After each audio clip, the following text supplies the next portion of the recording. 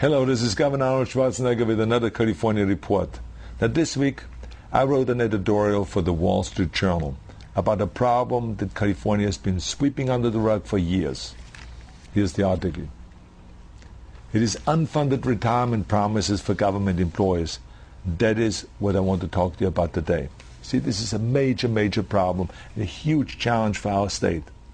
I know that some critics have accused me now of bullying state employees when I call for an end to the runaway spending on retirement benefits, which is, of course, a bunch of nonsense because I'm not bullying anybody. What I'm saying is basically here's a problem and we should fix it. I am very much aware that our state employees are terrific. Our state employees are hardworking and making valuable contributions to California, and I appreciate that. But here's the plain truth. California simply cannot solve its budgetary problem without addressing these unsustainable promises.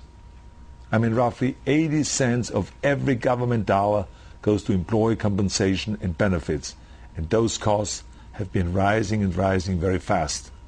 In California, spending on state employees over the past decade has risen nearly 3 times faster than our revenues, crowding out spending on critical programs such as higher education, environmental protections, public parks, public safety, and much more. I mean, here is a chart.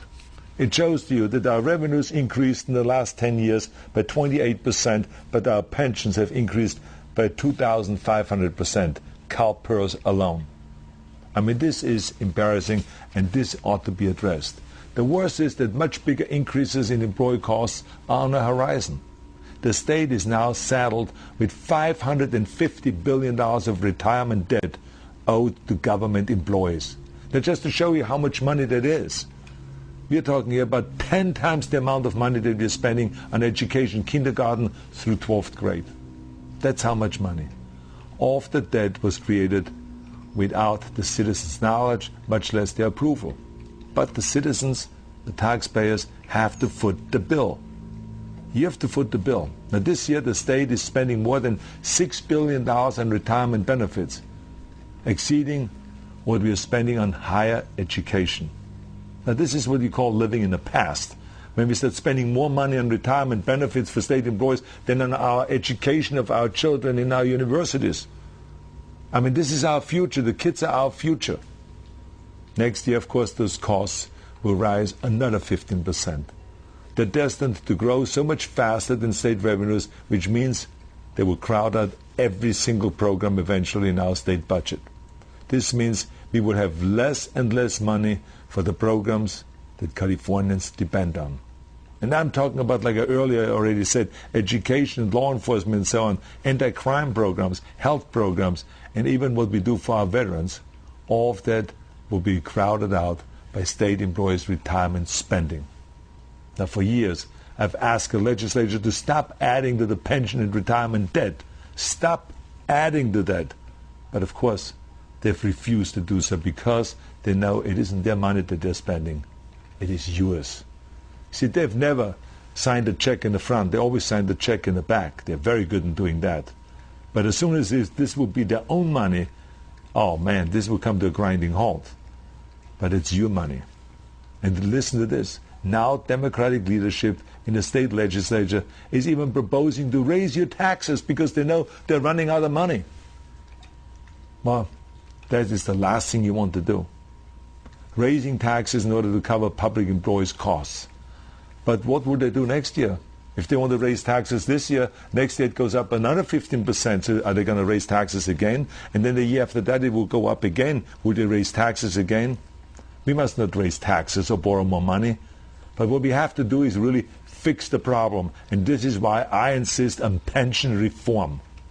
I vowed not to sign a budget until we have pension reform once and for all. Now, I'm under no illusions about the difficulty of my task.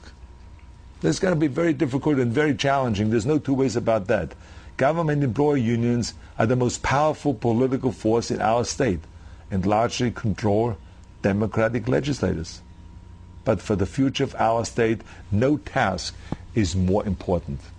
And I've always said, way back when I ran in 2003, when I ran for governor, I remember I said, when the special interests push me around, that I will push back. And that's exactly what I'm going to do here. I'm not going to let them push me around because I know what is right.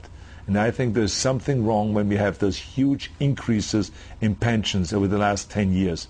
From $150 million to $6.5 billion. That is unfair. And what's also unfair is that you have to pay for your own pensions. And the public employees think that you should also pay for theirs. If you ask them to put in 5% more towards their pension contribution, they're up in arms and they say, oh, this is unfair. Well, let me tell you, we will solve this problem. Democrats and Republicans eventually will come together on this issue and will solve this problem once and for all. So anyway, thank you very much for watching and thank you for listening.